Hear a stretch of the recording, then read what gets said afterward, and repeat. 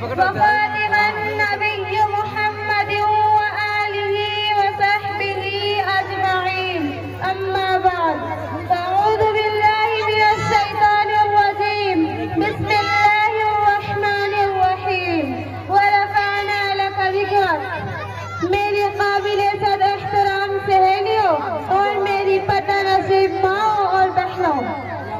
آج کی اس پرونق اور پرنور محفل میں میں آپ طالبات کے سامنے اس مقدس ہستی کا تذکرہ کرنا چاہتی ہوں جن کے لیے یہ مرمرتی سجائی گئی ہے، جن کے سر اقدس پر ختم نبوت کا تاج رکھا گیا ہے، جنہیں سید الاولین والآخرین کے لقب سے نوازا گیا ہے، جن کو صفائی محشر کا اعزاز عطا کیا گیا ہے، جن کو صفائی کوثر منصب عظیم سے سرفراز کیا گیا ہے، جن کی امت کو دنیا کی بہترین امت کہا گیا ہے،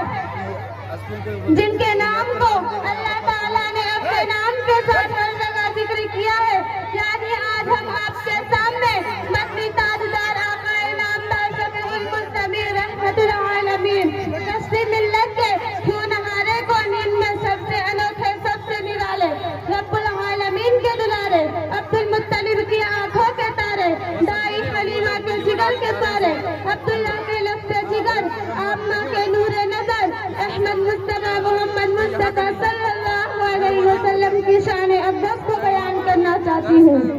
میری پتہ نصیب ماؤں اور بہنوں، نبی اکرم صلی اللہ علیہ وسلم فرماتے ہیں وَمَا أَرْسَلْنَاكَ إِلَّا رَحْمَةً لِلْعَالَمِينَ، اے نبی ہم نے آپ کو سارے جہاں کے لیے رحمت بنا کر بھیجا ہے۔ آپ صلی اللہ علیہ وسلم کا اخلاق کا تذکرہ کرتے ہوئے قرآن کہتا ہے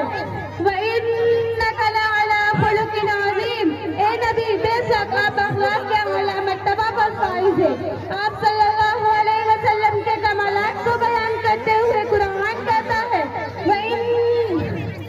وَكَانَ فَضْلُ اللَّهِ عَلَيْكَ عَظِيمًا، اے نبی آپ پر اللہ تعالیٰ کا بہت بڑا فضل و کرم ہے کہ آپ صلی اللہ علیہ وسلم کی اطاعت کو اللہ تعالیٰ کی اطاعت قرار دیتے ہوئے قرآن کہتا ہے اِنَّا أَعْطَيْنَاكَ الْكَوْثَرَ، اے نبی ہم نے آپ کو حوض کوثر عطا کیا ہے۔ آپ صلی اللہ علیہ وسلم نے اپنے بلندی و مقام کا تذکرہ کرتے ہوئے قرآن کہتا ہے لَعَلَّكَ بَاخِعٌ نَفْسَكَ أَلَّا يَكُونُوا مُؤْمِنِينَ، اے نبی ایسا لگتا ہے کہ آپ ان کافروں کا ایمان نہ لانے کے غم میں اپنے آپ کو ہلاک کر ڈالیں گے۔ اسی چند باتوں پہ اپنی تقریر ختم کرتی ہوں۔